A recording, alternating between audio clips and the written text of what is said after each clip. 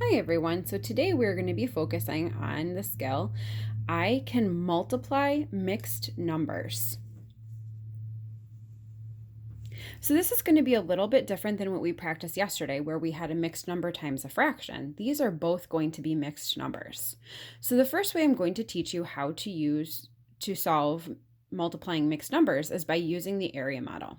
So just like before, we're going to start off with a rectangle. And I'm going to break apart 2 and 2/5 into 2 plus 2/5. And just like before, I'm going to make sure that my box for 2 is much larger than my 2/5 box. On the other side, I'm going to represent 1 plus 3/4. So in the end, for this one, I should have 4 boxes total. So in my first box, I'm going to show 2 times 1 equals 2 wholes. Then I'm going to do 1 times 2/5 is 2/5. In my next box, I'm going to show 2 times 3/4. So I should have 6/4. And I can simplify that a little bit by making that into a mixed number. So 4 goes into 6 one whole time with 2/4 left over. And then I can show 3/4 times 2/5, which equals 6/20.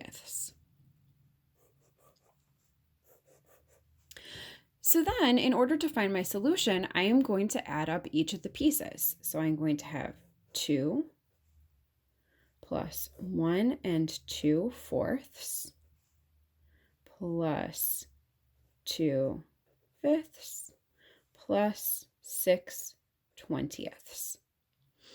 And if I look at my fractions, I notice that they all have uncommon denominators. And in order to be able to add, I need to make sure that I have common denominators.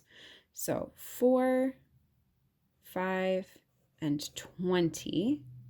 I'm going to skip count by each of those to find my least common denominator. 4, 8, 12, 16, 20. Ooh, 5, 10, 15, 20, and 20. So I know that I can have 20ths as my common denominator. So back with my work, in order to get fourths to become 20ths, I'm going to multiply by 5. For fifths, I'm going to multiply by 4. And for 20ths, I don't have to multiply by anything. Yahoo! So then I'll have 2 plus 1 10/20 plus 8/20 plus 6/20. So I can add up my whole numbers first. So that will be 3. And then I can add up my fractions. So 8 plus 6 is 14, plus 10 more is 24/20. And I know that I can simplify 24/20. So I can break that apart to be 3 plus 20 goes into 24 one whole time with 4 left over. And then I know that I can simplify 4/20. So 3 plus 1 is 4. And if I notice that 4 goes into 20, so I'm going to divide by 4, and 4 goes into 4. So that will equal 1/5. And 1/5 is a unit fraction, so that is as simplified as that gets. So I can box it up. The next way that I can solve is the converting.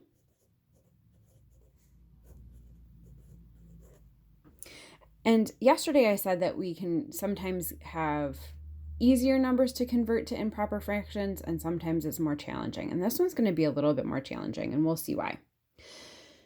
So if I have 2 2/5, times 1 3/4. So remember, when I'm converting a mixed number into an improper fraction, to find my new numerator, I'm going to multiply and then add. So 5 times 2 is 10, plus 2 more is 12, and then I'm going to keep fifths the same.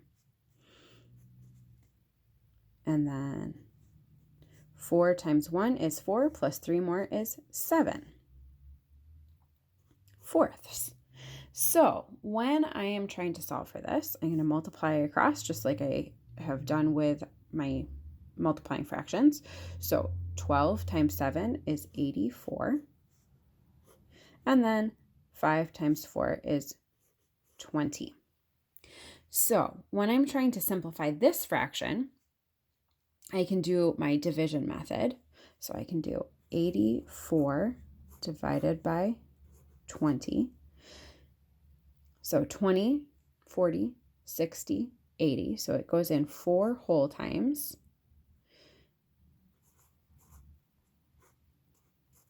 With a remainder of 4 20ths.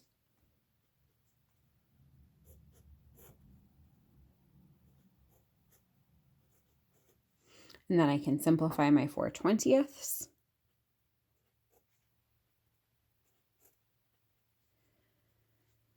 And I will get 4 1/5. So both ways that we solve, we should be getting the same answer. Just bear in mind that it's very easy to make a mistake when you're doing the converting component, because you just have much larger numbers to work with when you're trying to simplify. So for today's work, you're going to make sure that you work on page 5 in our packet.